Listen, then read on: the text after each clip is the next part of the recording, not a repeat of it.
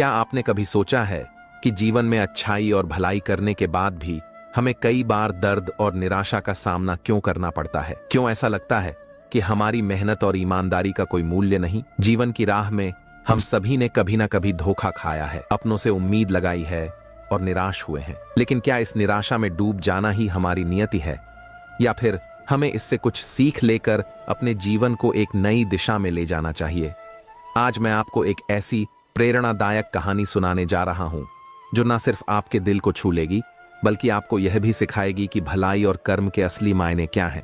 एक समय की बात है, एक घने जंगल में एक विशाल वृक्ष पर मोर और मोरनी का जोड़ा रहता था। वे दोनों बहुत प्रेम से जीवन व्यतीत करते थे। एक दिन मोरनी ने मोर से कहा, हे स्वामी, मैं आपसे 2 प्रश्न पूछना चाहती हूं। यदि आप मेरे इन प्रश्नों का उत्तर देकर मेरे मन को संतुष्ट कर दें तो यह आपकी बड़ी कृपा होगी। मोर ने प्रेम पूर्वक कहा, हे प्रिय, तुम अपने दोनों प्रश्न पूछो, मैं तुम्हारे मन की जिज्ञासा शांत करने का पूरा प्रयास करूंगा। मोरनी कहने लगी, हे स्वामी, मेरा पहला प्रश्न है कि भाई भाई का दुश्मन क्यों बन जाता है, और मेरा दूसरा प्रश्न है कि भाई का हिस्सा हड़पने वाले व्यक्ति को कौन सी सजा मिलती है। अब मोर ने कहा, हे प्रिय, तुम्हारे दोनों प्रश्न बहुत ही महत्वपूर्ण और विचारणीय हैं। इनका उत्तर देने से पहले मैं तुम्हें एक कहानी सुनाता हूं।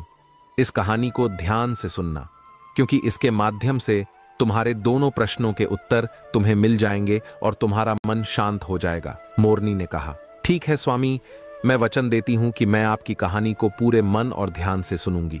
अब कृपया कहानी शुरू कीजिए। मोर ने कहा, तो सुनो हे प्रिय, यह कहानी एक समय के राजा और उसके भाइयों की है। एक नगर में एक राजा था।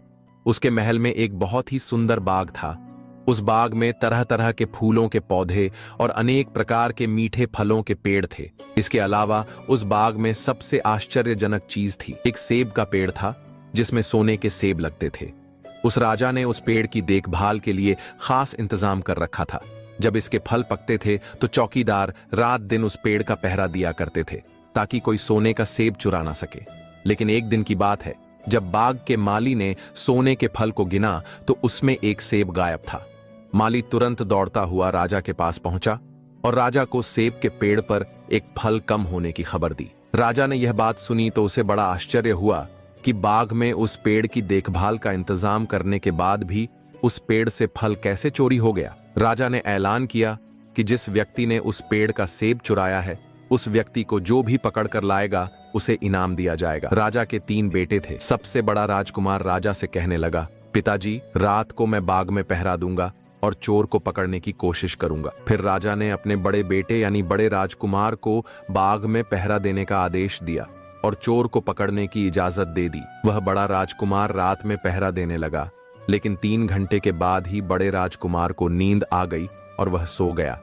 वह राजकुमार सुबह उठकर उसने फलों को गिना तो वह देखकर चकित रह गया कि रात भर में एक सेब और गायब हो गया। फिर इसके बाद दूसरी रात को मंझले राजकुमार ने पहरा देने का काम संभाला तो उसे भी रात में नींद आ गई और तीसरे दिन भी सेब चोरी हो गया। पेड़ से लगातार फल चोरी होने से वह राजा बड़ा चिंतित था और दरबारी के भी समझ में नहीं आ रहा था कि क्या किया जाए। यह सोचते हुए सब उदास बैठे थे। इतने में सबसे छोटा राजकुमार आया और उसने कहा कि पिताजी, आज की रात को मैं पहरा दूंगा और चोर को पकड़ लूंगा। राजा सबसे छोटे राजकुमार से खुश नहीं रहता था। वह छोटे राजकुमार को हमेशा मूर्ख समझते थे। और फिर जब छोटा राजकुमार राजा से कहता है कि पिताजी, आज रात को मैं पहरा दूंगा और चोर को पकड़ कर लाऊंगा, तो राजा उसे डांटते हुए कहता है कि तुम क्या समझते हो, क्या तुम्हें इसमें सफलता मिलेगी? बड़े राजकुमार इस काम में असफल हो चुके हैं, अपना काम करो, तुम्हारे बस की बात नहीं है। लेकिन छोटा राजकुमार नहीं माना। उसने राजा से प्रार्थना की और बोला, पिताजी, मुझे एक मौका दिया जाए। अंत में राजा राजी हो गया। फिर सबसे छोटा राजकुमार रात में पहरा देने लगा।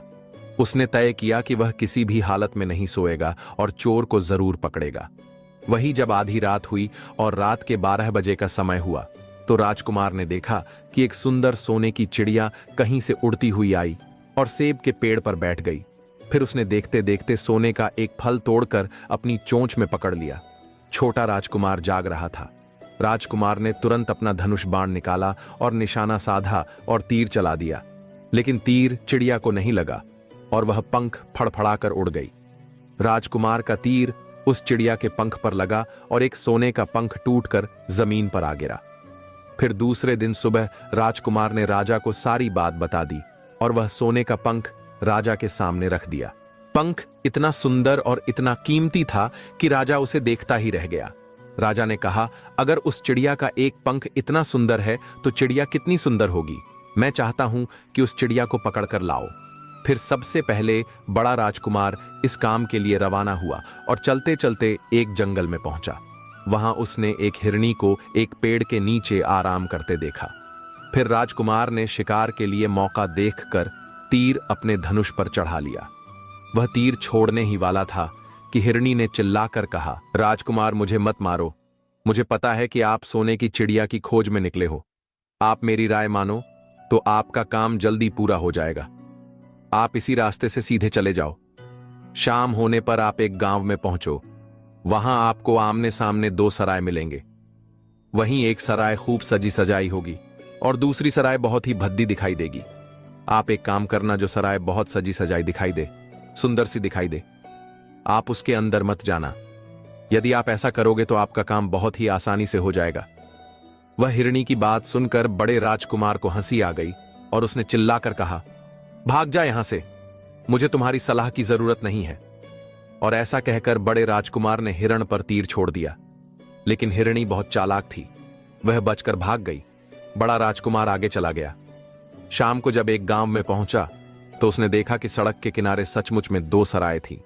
उसमें से एक सराय सजी सजाई थी और उसके अंदर से लोगों के नाचने गाने की आवाज आ रही थी। वही दूसरी सराय बहुत भद्दी थी और वहां अंधेरा था। राजकुमार ने हिरनी की बात पर गौर नहीं किया और राजकुमार सजी सजाए सराय में ठहर गया।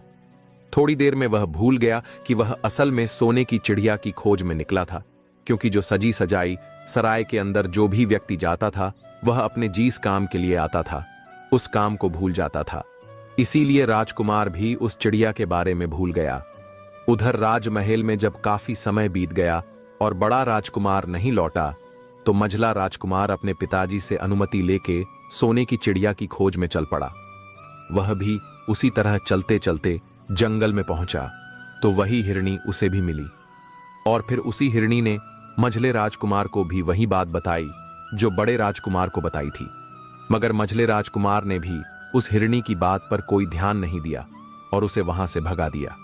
चलते चलते जब शाम को वह उस गांव में पहुंचा तो बड़े राजकुमार की तरह सजी सजाई सराय में ठहर गया और वहां के नाच गाने के रंग में मस्त होकर वह भी अपना काम भूल गया। यहां तक कि उसे घर लौटने की भी सुध नहीं रही। यहां 2 दिन बीत चुके थे। दोनों भाई अभी महल लौटकर वापस नहीं आए थे। अंत में सबसे छोटे राजकुमार ने राजा से कहा कि पिताजी, मैं सोने की चिड़िया की खोज में जाऊंगा। तो राजा को विश्वास नहीं हुआ और वह कहने लगा, जब उससे बड़े दोनों राजकुमार इस काम में सफल नहीं हुए तो तुम्हें सफलता कैसे मिल सकेगी। लेकिन छोटे राजकुमार ने जिद की और उसके जिद करने पर राजा ने अपने छोटे राजकुमार को इजाजत दे दी। वह छोटा राजकुमार तैयार होकर सोने की चिड़िया की खोज में निकल गया। वह भी चलते चलते जंगल में पहुंच गया। उसे भी वही हिरनी मिली। राजकुमार ने हिरनी की बात को ध्यान से सुना तो हिरनी से कहा, ठीक है, तुम जैसा कहती हो मैं वैसा ही करूंगा।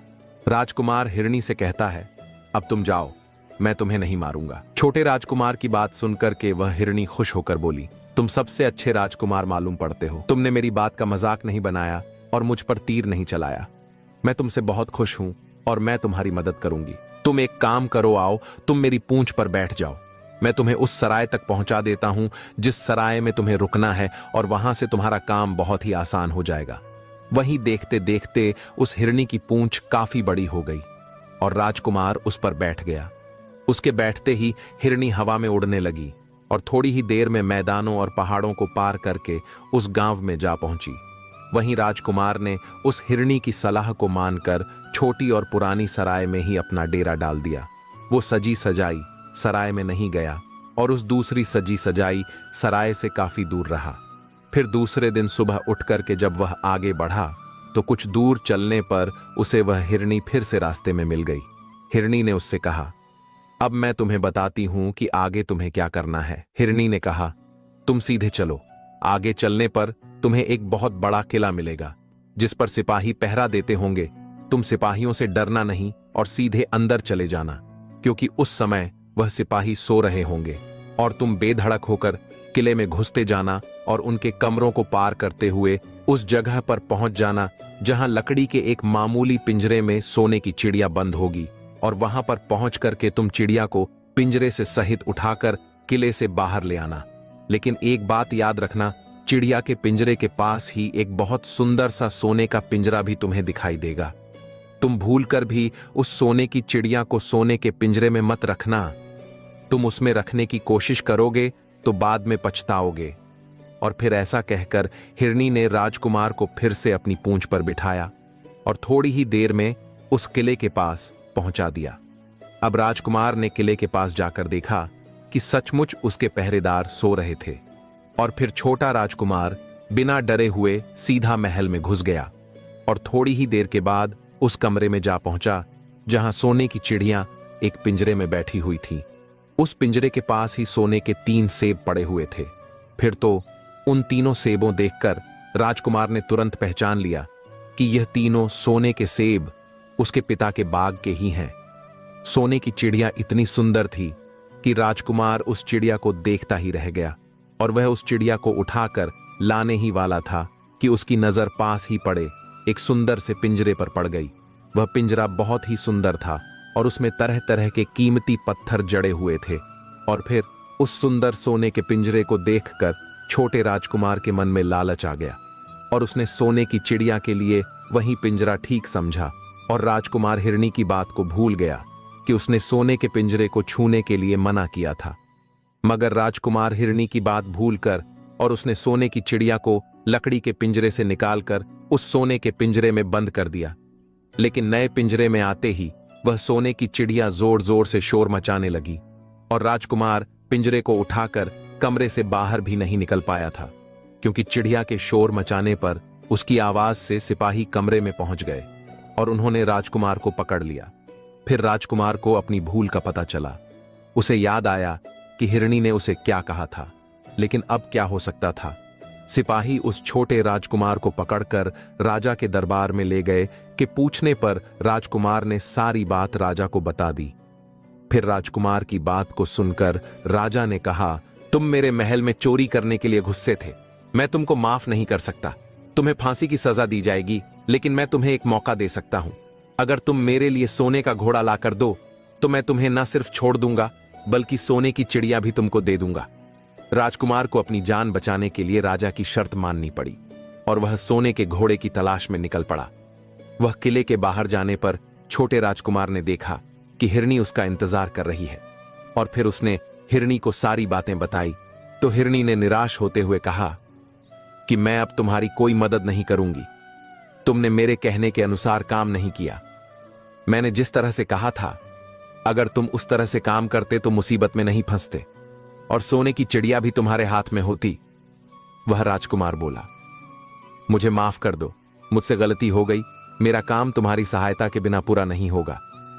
मुझे राजा ने सोने का घोड़ा लाने के लिए कहा है, वरना वह मुझे फांसी पर चढ़ा देगा। वो राजकुमार की बात को सुनकर हिरनी ने कहा, खैर, मैं तुम्हें माफ करती हूं। अब तुम ऐसा करो, मेरी पूंछ पर बैठ जाओ। फिर हिरनी कहने लगी, चलो चले, कुछ दूर जाने पर तुम्हें एक दूसरा किला मिलेगा। इस किले की घुड़साल में तुम्हें सोने का घोड़ा बंधा हुआ मिलेगा। महल के नौकर चाकर सब सो रहे होंगे। तुम चुपचाप जाना और घोड़े को खोल लेना। लेकिन एक बात याद रखना, वहां घोड़े के पास में ही घोड़े पर कसने के लिए 2 जीन रखी होगी। उनमें से एक तो बहुत पुरानी चमड़े की जीन होगी और दूसरी सोने की जीन होगी। तुम सोने की जीन को छूना भी मत और उस घोड़े पर पुरानी चमड़े की जीन को कसकर सवार हो जाना और उसे दौड़ाते हुए किले से बाहर चले आना। वही हिरनी की बात सुनकर छोटे राजकुमार ने वादा किया कि वह ठीक वैसा ही करेगा और फिर हिरण ने उस छोटे राजकुमार को अपनी पूंछ पर बैठाया और कुछ ही देर में उस किले के पास पहुंचा दिया। वहीं किले के पास पहुंचते ही हिरनी ने राजकुमार को उतारा और फिर वहां से चली गई। राजकुमार सीधा जल्दी से किले में घुस गया। अंदर जाकर उसने देखा कि वहां के सभी नौकर चाकर सोए हुए थे और फिर थोड़ी ही देर में वह किले की घुड़साल में पहुंच गया। राजकुमार ने पास जाकर देखा तो वह घोड़ा सचमुच सोने का था। ऐसा सुंदर घोड़ा उसने सपने में भी नहीं देखा था। राजकुमार ने आगे बढ़कर उस सोने के घोड़े को खोल लिया। जब वह बाहर निकलने लगा तो उसकी नजर एक कोने में पड़ी सोने की जीन पर पड़ी। वह जीन बहुत ही सुंदर थी। उसमें हीरे मोती जड़े हुए थे। उसके पास ही एक फटी पुरानी चमड़े की जीन पड़ी हुई थी। वह राजकुमार सोचने लगा कि इतने सुंदर घोड़े पर यह पुराने चमड़े की जीन कसना राजकुमार को शोभा नहीं देगा। और फिर ऐसा सोच करके वह राजकुमार ने सब बातें राजा को बता दी। राजकुमार की सारी बातें राजा ने सुनकर कहा, तुमने मेरे घोड़े को चुराने की कोशिश की है, इसलिए तुम्हें फांसी की सजा दी जाएगी। लेकिन अगर तुम मेरा एक काम कर दो तो मैं तुम्हें छोड़ सकता हूं। फिर राजकुमार ने कहा, आप महाराज बताओ, मैं आपका हर काम करने को तैयार हूं। तो राजा ने कहा, यहां से कुछ ही दूरी पर एक महल है, उसमें बहुत सुंदर राजकुमारी रहती है। अगर तुम अपनी जान बचाना चाहते हो तो उस राजकुमारी को मेरे पास लेकर आओ। यदि तुम ऐसा कर दोगे तो मैं तुम्हें इनाम में यह सोने का घोड़ा दे दूंगा। बेचारा राजकुमार, वह फिर से एक नई मुसीबत में फंस गया। उसे मजबूर होकर राजा की शर्त माननी पड़ी। अब वह सोने के महल की खोज में निकल पड़ा। कुछ दूर चलने पर उसे वो हिरण फिर मिल गई। पता नहीं उस हिरणी को सारी बातें कैसे मालूम हो गई थीं, और वह कहने लगी, देखा तुमने, इस बार भी मेरी बात नहीं मानी। मेरी बात मान जाते तो इस नई मुसीबत में नहीं फंसते। खैर, मुझे तुम पर दया आ रही है, मैं तुम्हारी मदद फिर करूंगी। चलो, तुमको सोने के महल के पास पहुंचा देती हूं। तुम महल के बाहर ही कहीं पर छुपे रहना। जब महल में से शाम के समय राजकुमारी तालाब में नहाने के लिए बाहर आए तो तुम आगे बढ़कर उसका हाथ पकड़ लेना और डरना नहीं। जैसे ही तुम उस राजकुमारी को छुओगे, राजकुमारी तुम्हारे साथ आने के लिए राजी हो जाएगी। लेकिन एक बात याद रखना, तुम उसको वहां से सीधे अपने साथ ले आना, उसे वापस महल में मत जाने देना। वह राजकुमारी तुमसे कहेगी कि मैं अभी अपने माता पिता से मिलकर आती हूं, लेकिन तुम उसकी बातों में मत आना, वरना फिर से मुसीबत में फंस जाओगे। फिर ऐसा कहते हुए हिरण ने फिर से उस छोटे राजकुमार को अपनी पूंछ पर बिठा लिया, और देखते ही देखते वह हिरणी हवा में उड़ती हुई कुछ देर के बाद उस सोने के महल के पास जा पहुंची। वहीं महल के पास पहुंचते ही राजकुमार एक पेड़ के पीछे छुपकर बैठ गया। शाम को जब राजकुमारी नहाने के लिए किले से बाहर आई तो राजकुमार ने हिम्मत करके आगे बढ़कर उसका हाथ पकड़ लिया। उसके छूते ही राजकुमारी उसके साथ चलने के लिए तैयार हो गई और वह बोली, राजकुमार, तुम मुझे जहां भी ले जाना चाहोगे मैं तुम्हारे साथ चलूंगी, लेकिन मुझे थोड़ी देर के लिए अपने माता पिता से मिलकर आने दो। तो राजकुमार ने हिरण की बात को याद किया और राजकुमार ने कहा, नहीं नहीं, ऐसा नहीं करना, मेरे साथ चलना पड़ेगा। लेकिन राजकुमारी रोने लगी। इतनी सुंदर राजकुमारी थी कि राजकुमार उस राजकुमारी का रोना नहीं देख सका और उसका मन पिघल गया।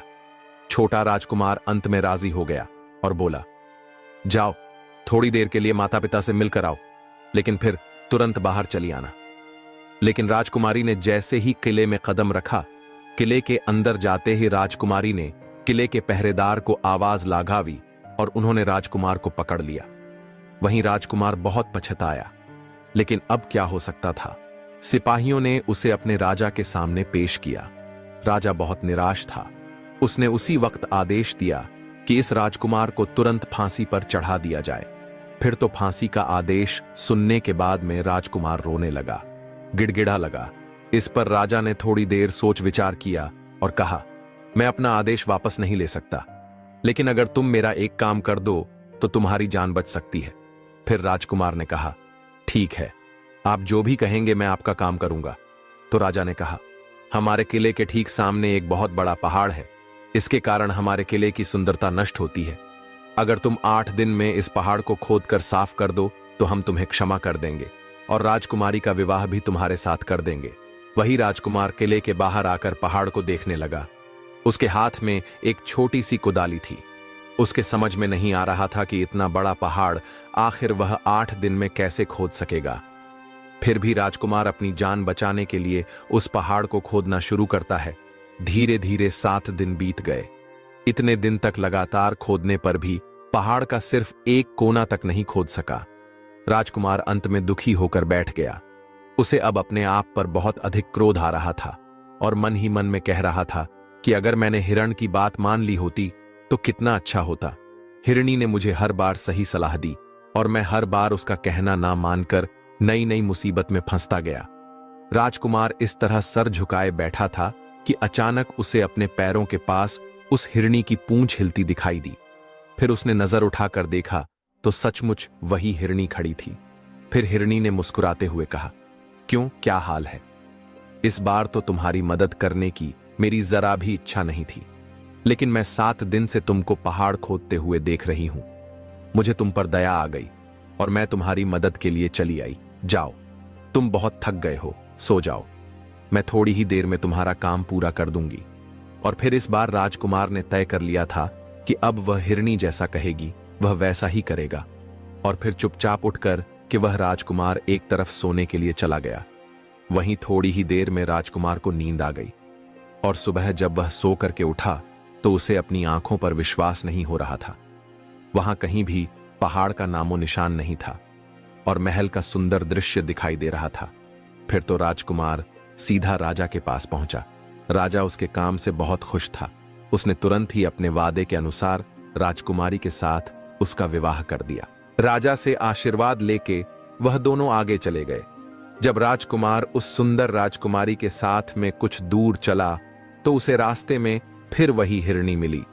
हिरणी कहने लगी, बधाई हो राजकुमार, राजकुमारी के साथ तुम्हें देख करके मुझे बड़ी खुशी हो रही है, लेकिन अब तुम्हें सोने का घोड़ा और सोने की चिड़िया भी प्राप्त करनी चाहिए, क्योंकि वे दोनों चीज तुम्हारे ही लायक हैं और तुम उन्हें आसानी से प्राप्त कर सकते हो। फिर राजकुमार बोला, लेकिन भला मुझे सोने का घोड़ा और सोने की चिड़िया कैसे मिल सकती है? मैं तो इस राजकुमारी को भी उस राजा के लिए लेकर जा रहा हूं जिसने राजकुमारी के बदले में मेरी जान बख्शी थी। फिर हिरणी कहने लगी, नहीं राजकुमार, तुम ऐसा काम कभी मत करना। इस राजकुमारी के साथ में तुम्हारा विवाह हुआ है, अब यह सिर्फ तुम्हारी है। अगर तुम मेरे कहने के अनुसार काम करो तो तुम्हें सोने का घोड़ा और सोने की चिड़िया भी मिल जाएगी। तुम सबसे पहले इस राजकुमारी को लेकर सोने के घोड़े वाले राजा के पास जाओ।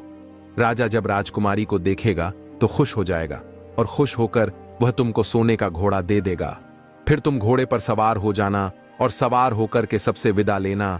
वहीं राजकुमारी से तुम बाद में विदा लेना और जैसे ही तुम राजकुमारी के पास पहुंचो तो तुम राजकुमारी का हाथ पकड़कर घोड़े के ऊपर खींच लेना और घोड़े को दौड़ा देना, क्योंकि सोने का घोड़ा इतना तेज दौड़ता है कि दुनिया का तेज से तेज घोड़ा भी उसकी बराबरी नहीं कर सकता है।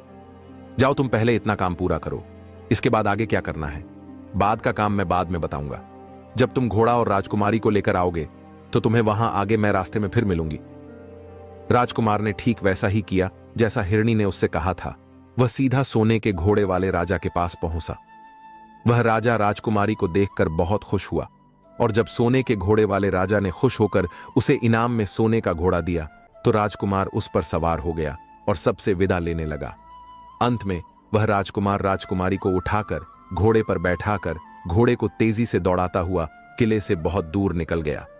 वहीं रास्ते में एक पेड़ के नीचे हिरणी उसका इंतजार कर रही थी और उसे देखकर हिरणी बोली, बहुत अच्छे, अब तुम सोने की चिड़िया भी प्राप्त कर लो। जब तुम सोने की चिड़िया वाले राजा के पास पहुंचेंगे तो वह इस घोड़े को देख करके बहुत ही खुश होगा। तो तुम उससे कहना कि पहले सोने की चिड़िया का पिंजरा मेरे हाथ में दे दो, तब मैं यह घोड़ा तुमको दूंगा। फिर जैसे ही राजा जब वह पिंजरा तुम्हारे पास लाए तो तुम पिंजरा उसके हाथ से छीन लेना और घोड़े को दौड़ा देना। बस ऐसे चिड़िया तुमको मिल जाएगी और कोई तुम्हें पकड़ भी नहीं सकेगा। इस बार भी राजकुमार ने ठीक वैसा ही किया जैसा हिरणी ने बताया था और वह राजकुमारी के साथ ही घोड़े पर बैठा रहा। और जब राजा ने उससे सोने का घोड़ा मांगा तो राजकुमार ने कहा कि आप पहले सोने की चिड़िया का पिंजरा मुझे दीजिए। राजा ने कहा, ठीक है। राजा ने उसके हाथ में सोने की चिड़िया का पिंजरा दिया तो उसने तुरंत घोड़े को तेजी से भगा दिया। सोने का घोड़ा हवा से बातें करने लगा। वहीं कुछ दूर चलने पर हिरणी फिर उसे मिल गई। राजकुमार ने उससे कहा, तुमने मेरी बहुत बड़ी मदद की है। तुम्हारी वजह से मुझे ना सिर्फ सोने की चिड़िया मिली बल्कि सोने का घोड़ा और इतनी सुंदर राजकुमारी भी मिल गई। बताओ, मैं तुम्हें क्या इनाम दूं? मैं तुमको कुछ ना कुछ देना चाहता हूं। फिर राजकुमार की बात को सुनकर वह हिरणी कहने लगी, अगर तुम खुश हो तो मेरा एक काम कर दो, तुम मुझ पर एक तीर चला करके मुझे मार दो। इस समय तुम यही सबसे बड़ा काम मेरे लिए कर सकते हो। फिर हिरणी की बात सुनकर राजकुमार कहने लगा, भला ऐसा कैसे हो सकता है? तुमने मेरी इतनी मदद की है और मैं बदले में तुम्हें मार दूं? ऐसा कभी नहीं कर सकता। फिर तो ऐसा सुनकर के वह हिरणी बहुत दुखी हुई और बोली, अगर तुम मेरा यह काम नहीं कर सकते हो तो फिर ठीक है, जाओ। लेकिन जाने से पहले तुम्हारी भलाई के लिए मैं तुम्हें 2 बातें बता रही हूं, हमेशा ध्यान रखना। पहली बात तो यह है कि कभी भी किसी भी कुएं की दीवार पर मत बैठना, और दूसरी बात, ऐसे लोगों के लिए कभी धन खर्च मत करना जिन्हें फांसी मिलने वाली हो। फिर हिरणी की बात सुनकर राजकुमार बोला, तुम भी अजीब हो, तुम्हारी बातें मेरी समझ में नहीं आती हैं। भला मैं कभी कुएं की दीवार पर क्यों बैठूंगा और ऐसे आदमियों पर धन खर्च क्यों करूंगा जिनको फांसी दी जाने वाली हो?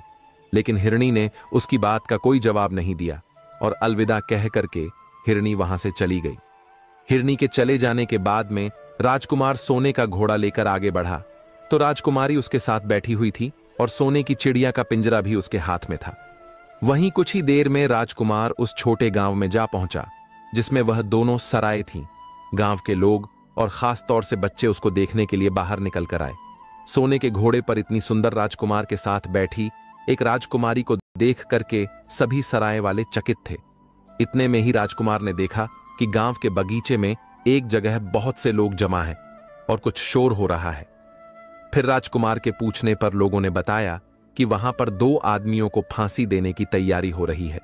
फिर तो राजकुमार उन आदमियों से मिलने के लिए उधर को चल पड़ा और वहां पहुंचने पर उसने देखा कि वह 2 आदमी जिनको फांसी दी जाने वाली थी वह कोई और नहीं बल्कि उसके सगे बड़े भाई थे, जो सजी सजाई सराय में पहुंच गए और अपनी सुध बुद्ध खो बैठे थे। वहीं तरह तरह के बुरे काम करते थे और जुआ खेलते थे और जुए में बहुत सारा धन हार चुके थे।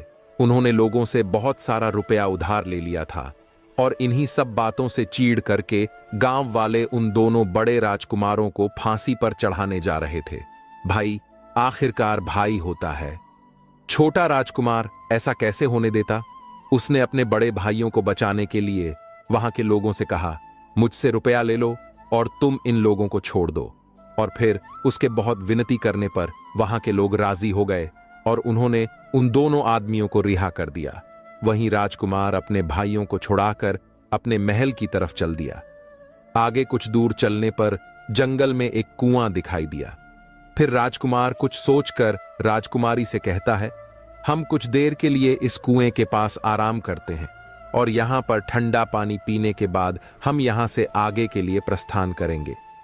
राजकुमार की बात सुनकर राजकुमारी मान गई।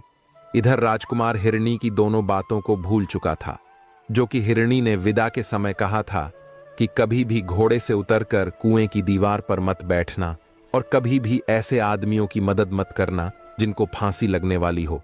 वही जैसे ही छोटा राजकुमार राजकुमारी के साथ में पानी पीकर उस कुएं के किनारे पर बैठा, तब तक उसके दोनों बड़े भाई आ गए और जलने लगे।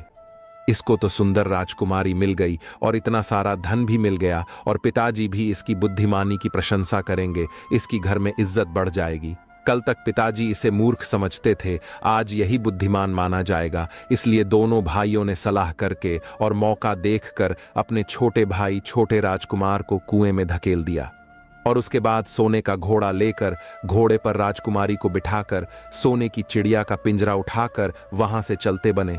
और फिर इस प्रकार धन और राजकुमारी के लालच में दोनों बड़े भाइयों ने छोटे भाई को मौत के मुंह में धकेल दिया। फिर कुछ ही देर में दोनों बड़े राजकुमार अपने राज्य में लौट आए। घर लौटकर राजा से कहा, हम सोने की चिड़िया को पकड़ कर लाए हैं। इसी चिड़िया ने हमारे बाग से सोने के सेब चुराए थे। हम यह सोने का घोड़ा और यह राजकुमारी लाए हैं। यह सब देखकर राजा बहुत खुश हुआ। सारे राज्य में वहां के लोग खुशियां मनाने लगे। वहीं राजकुमारी खुश नहीं थी, वह रो रही थी। उसने खाना पीना भी छोड़ दिया। वहीं घोड़े ने भी खाना बंद कर दिया और चिड़िया ने भी दाना पानी बंद कर दिया। राजा ने बहुत कोशिश की, लेकिन ना तो राजकुमारी खुश हुई और ना ही सोने का घोड़ा और ना ही सोने की चिड़िया। उधर वह छोटा राजकुमार कुएं में गिर गया था, लेकिन वह मरा नहीं था। कुआं बहुत गहरा था, लेकिन उसमें पानी बहुत कम था। और उस हिरणी की बात याद आई तो वह पछताने लगा और सोचने लगा, अगर मैंने हिरणी का कहा मान लिया होता और शायद घोड़े से उतरकर इस कुएं के पास दीवार पर नहीं बैठता और मैंने अपने दोनों लालची भाइयों की मदद ना की होती, तो शायद आज मैं इस कुएं में ना पड़ा होता। उस राजकुमार ने जैसे ही हिरणी को पुनः याद किया, हिरणी कुएं पर आ पहुंची और बोली, देखा राजकुमार, मैंने पहले ही तुम्हें समझाया था कि किसी कुएं की दीवार पर मत बैठना और ऐसे आदमियों की मदद मत करना जिन्हें फांसी दी जाने वाली हो, लेकिन तुम नहीं माने। खैर चलो, अब आखिरी बार मैं फिर तुम्हारी मदद कर देती हूं। तुम मेरी पूंछ पकड़ करके कुएं से बाहर निकल आओ। और ऐसा करके हिरणी ने अपनी पूंछ कुएं में लटका दी। देखते ही देखते पूंछ इतनी लंबी हो गई कि कुएं के अंदर पड़े राजकुमार के पास तक जा पहुंची। वहीं राजकुमार पूंछ को पकड़ के राजकुमार कुएं से बाहर निकल आया और फिर हिरणी ने उससे कहा, अब तुम अपने घर जाओ, लेकिन जरा होशियार रहना। तुम्हारे भाई तुम्हारी जान के दुश्मन हैं, वह लोग निश्चित तुम्हें मार देंगे। राजकुमार ने हिरणी को धन्यवाद किया और वो राजकुमार घर की ओर चल पड़ा। अपने राज्य में पहुंचने पर उसे एक भिखारी मिला, तो भिखारी को उसने अपने सुंदर कपड़े दान में दे दिए और उसके फटे पुराने कपड़े पहन लिए। इस तरह भेष बदलकर वह छोटा राजकुमार अपने किले में पहुंच गया। और वहां उसके पहुंचने पर एक बड़ी आश्चर्यजनक बात हुई। सोने का घोड़ा खुशी से नाचने लगा और दाना खाने लगा। सोने की चिड़िया भी अपने पिंजरे में खुशी से फुदकने लगी और गाना गाने लगी। राजकुमारी ने भी अपने आंसू पोंछ लिए और वह भी खुश दिखाई देने लगी। इतना होने पर भी राजा की समझ में कुछ नहीं आया। फिर उसने राजकुमारी से इस खुशी का कारण पूछा तो राजकुमारी बोली, मैंने तो पहले ही आपको सारी कहानी बता दी थी। आपके बड़े और मझले राजकुमार ने छोटे राजकुमार के साथ धोखा किया है। इन्होंने आपके साथ भी धोखा किया है, लेकिन अब आपका छोटा राजकुमार यहां पर पहुंच चुका है, इसलिए मुझे बहुत खुशी हो रही है। उसी के साथ मेरी शादी हुई है और मैं उसी के साथ खुश रह सकती हूं। फिर राजकुमारी ने राजा से इतनी बात कहकर सामने एक मैले फटे पुराने कपड़े पहने एक आदमी की तरफ इशारा किया और बोली, महाराज वो देखो, आपका छोटा राजकुमार खड़ा है। राजा ने भी अपने छोटे राजकुमार को पहचान लिया और उस राजा ने अपने छोटे बेटे के बारे में विचार बदल दिए। वो सोचने लगे, मेरा छोटा बेटा मूर्ख नहीं बल्कि सबसे होनहार और बुद्धिमान है। अब तो वह उसको बहुत ही समझदार और बहादुर मानने लगा और अपने सबसे छोटे बेटे को सबसे अधिक प्यार करने लगा। और फिर राजा ने छोटे राजकुमार को राजगद्दी पर बिठाने का निश्चय किया।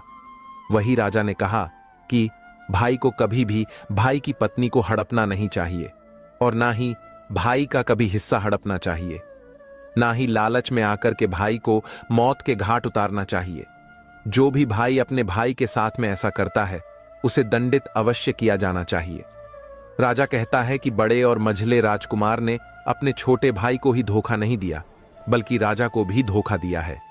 इससे राजा अपने बड़े राजकुमारों से बहुत नाराज था और फिर उसने दोनों बड़े राजकुमारों को सजा देने का ऐलान किया और अपने राज्य से हमेशा के लिए निकलवा दिया। और राजा कहने लगा, जो भाई भाई की पत्नी को छीन लेता है, जो भाई के साथ में गलत व्यवहार करता है, जो भाई के धन को हड़पता है, ऐसे भाई को हमेशा के लिए घर से बेघर होना पड़ता है।